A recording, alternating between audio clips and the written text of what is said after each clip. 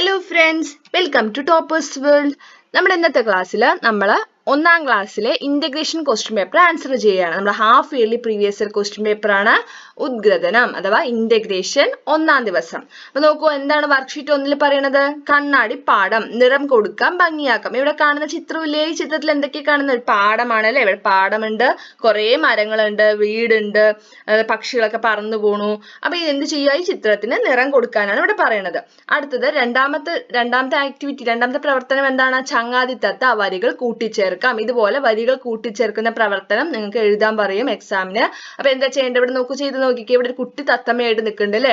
എന്താ എഴുതിയിരിക്കുന്നത്? പാട്ടുപാടും തത്തമ്മ, കൂട്ടുകൂടും തത്തമ്മ, നാടിൻ സുന്ദരി തത്തമ്മ, എന്റെ മിന്നു തത്തമ്മ. പിന്നെ എന്താ എഴുതാം? എന്ത് കഴിക്കുന്നാണ് ഇവിടെ പറയണം? എന്തോന്ന് ഇവിടെ എന്താ എഴുതിയിരിക്കുന്നത്? കഴിക്കും തത്തമ്മ. എന്ത് കഴിക്കും? പഴം കഴിക്കും തത്തമ്മ. പിന്നെ പാല് എന്താ ചെയ്യുക? പാല് കുടിക്കും തത്തമ്മ, നാടിൻ സുന്ദരി തത്തമ്മ, എന്റെ മിന്നു തത്തമ്മ. അപ്പൊ മൂന്നാമത്തെയും നാലാമത്തെയും വരി അതേപോലെ എടുത്ത് എഴുതിയിരിക്കുകയാണ് ചെയ്തിരിക്കുന്നത്. അപ്പൊ അതേപോലെ ഇവിടെ 4 വരി നമ്മൾ എഴുതണം. അപ്പൊ ആദ്യത്തെ 2 വരി എന്തൊക്കെ എഴുതാം? ചിറകടിക്കും തത്തമ്മ, പാറിക്കളിക്കും തത്തമ്മ. ഇത് പാന്നാണ് കേട്ടോ. ഇവിടെ ഒരു ദീർഘ ഇടണം, പാ കഴിഞ്ഞിട്ട് ദീർഘ ഇടണം. പാറിക്കളിക്കും തത്തമ്മ.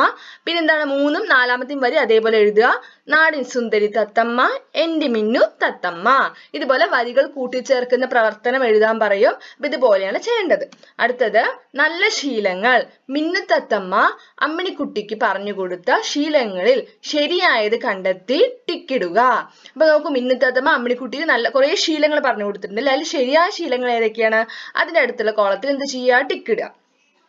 നഖം വെട്ടണം, നല്ല ശീലമാണോ? അതെ. അപ്പൊ എന്ത് ചെയ്യുക? ടിക്ക് ചെയ്യുക. ഇവിടെ നോക്കൂ, പല്ല് തേക്കണം, എന്താണ്? ശരിയല്ലേ? നല്ല ശീലമല്ലേ? അപ്പൊ ടിക്ക് ചെയ്യുക. തിളപ്പിച്ചാറ്റിയ വെള്ളം കുടിക്കണം, ശരിയായത്, കറക്റ്റ് ആണ്. അടുത്ത ഭക്ഷണം തുറന്നു വെക്കുന്നത്, ശരിയാണോ? തുറന്നു വെച്ച് ഭക്ഷണം കഴിക്കുന്നത് നല്ല ശീലമാണോ? അല്ല. അപ്പൊ ഇതിൽ ടിക്ക് ചെയ്യാൻ പാടില്ല.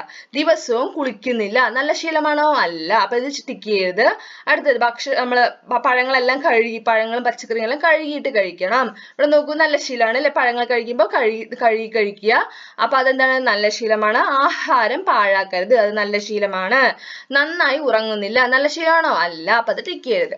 അടുത്ത പ്രവർത്തനം എന്താ? അടുത്ത വർക്ക്ഷീറ്റ് നോക്കിയേ. ഇഡ്ഡലിയും വടയും. ഇഡ്ഡലി എത്ര, വട എത്ര? ഇവിടെ നോക്കൂ, ഇഡ്ഡലി ഉണ്ട്, വടയുണ്ട് അല്ലെ? അപ്പൊ അമ്മ കഴിച്ചത് ഇഡ്ഡലി 7 വട 4. അമ്മിണി 5 ഇഡ്ഡലി 2 വട. മിന്നു ഇഡ്ഡലി ഒന്നും കഴിച്ചിട്ടില്ല, 0 ആണ്.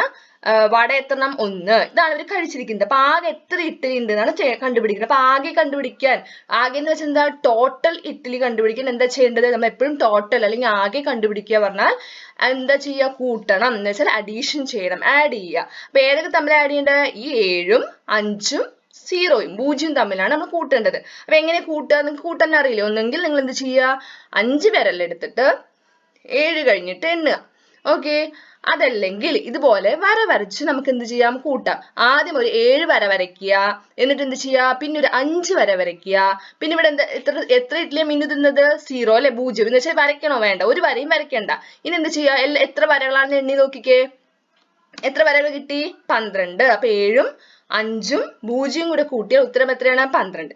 അതേപോലെ നിങ്ങൾ വടയുടെ കണ്ടുപിടിക്കില്ലേ? നോക്കൂ, 4 വര വരയ്ക്കുക, അല്ലെങ്കിൽ 4 വിരലെടുക്കുക, പിന്നെ 2 വിരലും 1 വിരലെടുക്കുക. ഫിംഗേഴ്സിൽ ചെയ്ത് നോക്കാം, അല്ലെങ്കിൽ ഇതുപോലെ വരകൾ വരച്ച് കണ്ടുപിടിക്കാം. അപ്പൊ ഉത്തരം എത്ര കിട്ടി? 4ഉം 2ഉം 1ഉം.